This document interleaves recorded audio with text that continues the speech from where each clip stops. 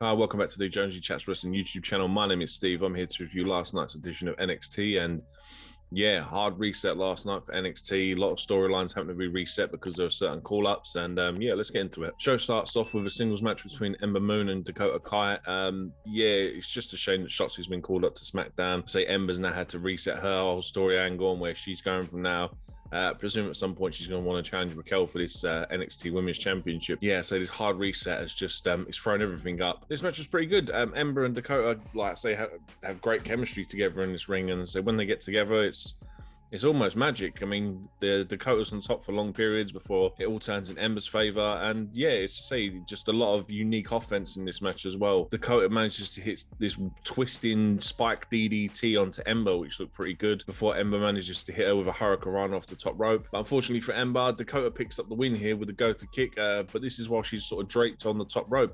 So say it's a unique way to do the move. Just after the match though, Xia Li comes down and she challenges Raquel for the NXT Women's Championship, and you can see from Dakota's face that she's starting to get angry at all these people challenging Raquel for this title, and yet Dakota's sitting there thinking, why do I not get a shot? Why can I not have a match? So yeah, they're building this split so slowly and so well that I'm really looking forward to the point where Dakota just snaps and turns on Raquel and we get this feud finally. And plus, it's also good to see Xia Li not get buried after that freak accident with Mercedes Martinez from 2 weeks ago. The match rating, NXT for me, loads of good offense in it, some unique stuff that I don't think I've seen Dakota do before.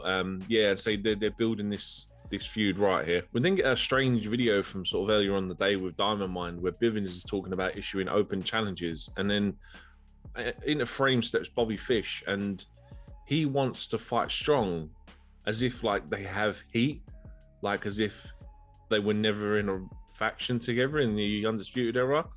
And yeah, he comes in and he's just all hot-headed and says he wants him. And Bivens just says no, but you will face Tyler Rust instead, which is the next match on the card. But yeah, I just thought it was really strange where this unknown heat's come from between Bobby Fish and Roderick Strong for some reason. We come back from the commercial break and we get an Ike Jiro video package. Obviously, he's just hyping up their match in the opener for the NXT Breakout tournament. We then get our first of 3 LA Knight Cameron Grimes promos tonight. It starts off with Grimes arriving late to LA Knight's house, and Knight basically turns around and drags him out the back, and he has a stylist give him a haircut and a beard trim, and this doesn't work how Knight wants it to, because Knight's trying to do it to embarrass him, but Grimes is loving it. And to be fair, Grimes scrubs up well when he's had a decent beard trim, to be fair. We then get this Tyler Rust Bobby Fish match, and this match is NOT from the start. It's really short, and this was the problem with a lot of matches today, was to say a lot of them were really short. And the end of the match itself, I say it's only a couple of minutes long, and you get Roderick Strong on the apron causing a distraction, and Tyler Rust wins with a chop block and a buzzsaw kick, and it was really, really weak. The members of Diamond Mine all sort of get in the ring and stand in each corner like they're going to jump Bobby Fish. But then Kushida comes in for the rescue, and again, obviously there was the whole heat between Diamond Mine and Kushida. So yeah, this was kind of, like I said, with the package earlier on, this was kind of weird booking that they never brought up Kushida in the package earlier on the day, and it's like they've had to sort of reintroduce Kushida to this feud, and yeah, just say very, very strange. We then cut backstage to Samoa Joe. He's entering Karrion Kross's training room where he's doing some warm-ups. He basically wants to enforce the rules, but Kross is ignoring him. Joe has to get in between Kross and his punch bag and basically tells him to pay attention, I'm the referee. On to our first women's division reset match. Gigi Dolan is taking on Saray. They cut to a video package where Saray says that, oh, it's a shame that Toni Storm won't accept my challenge, but then Gigi Dolan enters this frame and she says, oh yeah, I'll quite happily challenge you. This was my problem. You say Toni Storm's now been called up to SmackDown. There's pros and cons to this. I say Toni Storm being off has had to reset this story angle. But on the plus side, we get Gigi Dolan in the match. Gigi Dolan, formerly Priscilla Kelly on the Indies. This match was actually really good.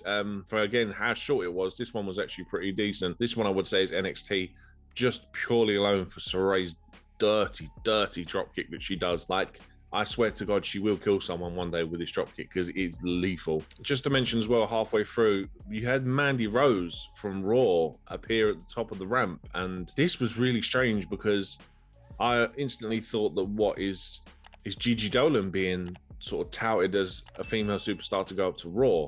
And it turns out no, but by the looks of it, she was scouting Sarai.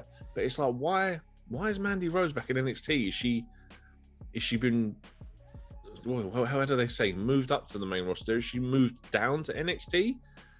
Yeah, it's just a very, very strange angle. But yeah, so the match ends with Saray hitting that drop kick whilst Gigi Dolan's draped on the bottom rope, then hits Saito suplex for the win. Yeah, just a very strange and obviously, I'd say, a reset on this women's division. We then get Legado del Fantasma backstage, and as soon as Escobar appears on screen, the crowd goes mad for him. This guy is so over, it's unreal. For me, he's an Andrade 2.0, but I feel he'll fare a lot better because he doesn't have the language barrier. Like, he can speak fluent English, whereas I say Andrade had to have Zelina initially because his English wasn't as good. But yeah, so the crowd love him. He basically talks about how Reed has dodged him because Reed lost the North American Championship to Swerve. He then talks about Hit Row and obviously Swerve winning it. And then they move on to briefly talking about Loomis, who he's having a match with tonight. Come back from the next commercial break, we get Duke Hudson's video package. Guy reminds me a lot of Wade Barrett. So he's 6'5". His Australian accent is sort of one of them ones that a lot of people tend to get confused with English, which is, I suppose, where some people can also get this comparison. But if I was a betting man, I would probably say Duke Hudson's got a good chance of winning this. To say the guy's 6'5", he looks fairly good as a wrestler, and yeah, I'm going to put him down as my early prediction to win this breakout tournament. On to our third match of the night: Dexter Lumis versus Santos Escobar.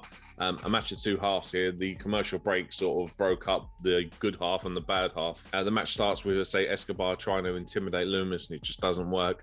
They start running the ropes, and boy, Loomis can get speed, man. That guy, he's like a whippet. He's back and forth constantly. But at one point, say, it ends with Loomis scaring Escobar out to the outside of the ring. Escobar tells Wilder Mendoza to attack him, but Dexter jumps under the ring, crawls under the other side, and just pulls Escobar under. Mendoza and Wild have to sort of save him from being dragged under. So this was kind of like, oh yeah, here's your little comedy spot.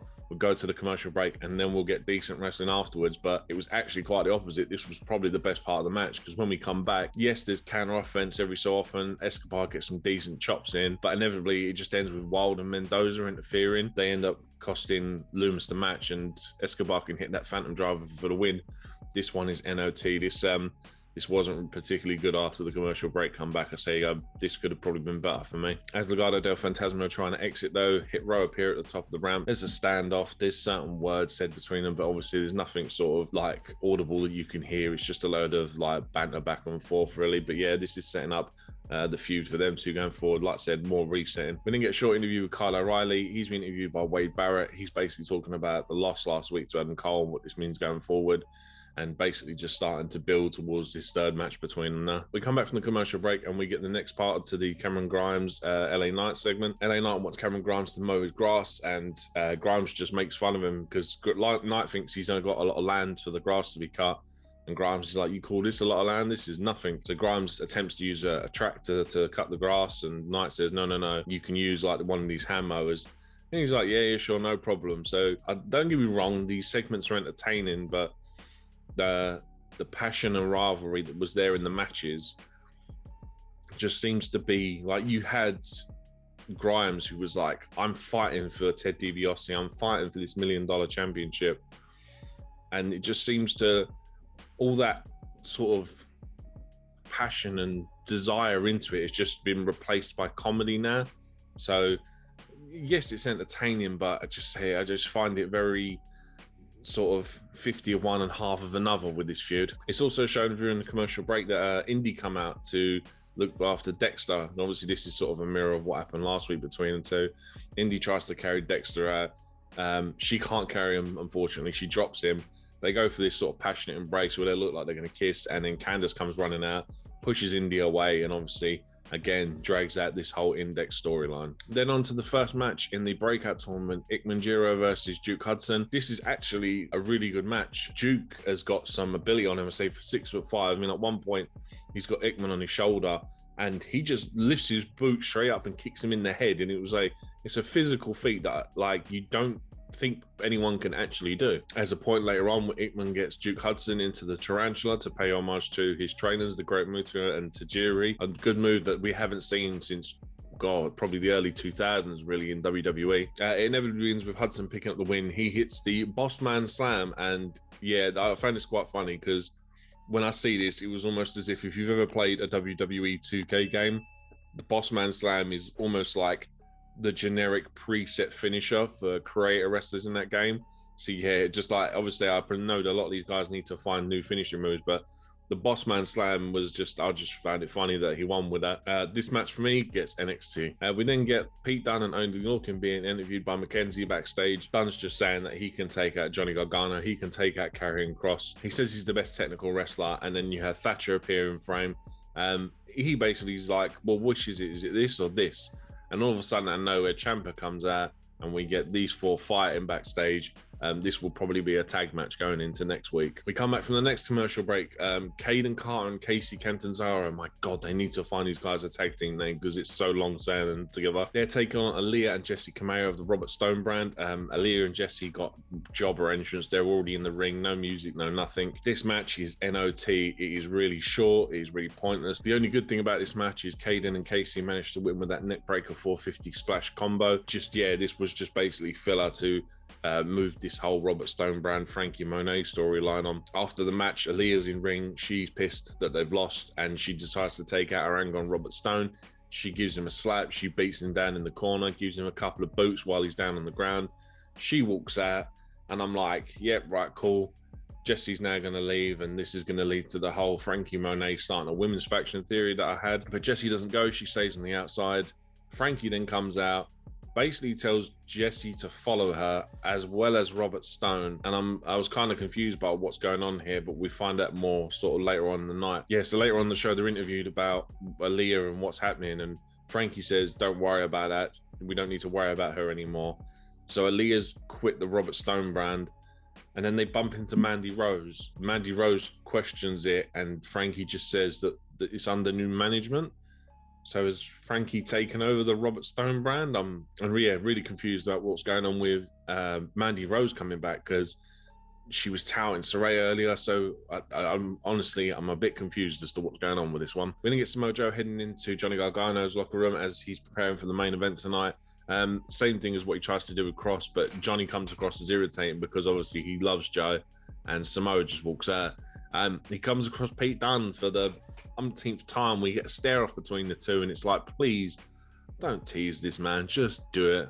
I know obviously Joe's got to get cleared, man, but just, oh man, it's something that you just really want to see, Samoa Joe versus Pete Dunne. We come back from the next commercial break, and we get the third and final video package between LA Knight and Cameron Grimes. Grimes is chilling by the pool, and LA Knight is like, why are you chilling here? And it turns out that Cameron Grimes has invested in child labor by the looks of it, because he's paying a child to cut the grass.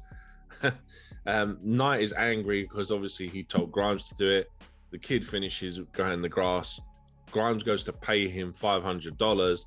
Knight says, no, you're not paying him. The kid kicks Knight in the shin, and this ends up with Grimes accidentally bumping Knight into the pool while he's fully dressed. And yeah, like I said, I've already told you my feelings on this one. We then get Adam Cole with an in-ring promo. He's basically just talking about what happened last week with Kyle O'Reilly.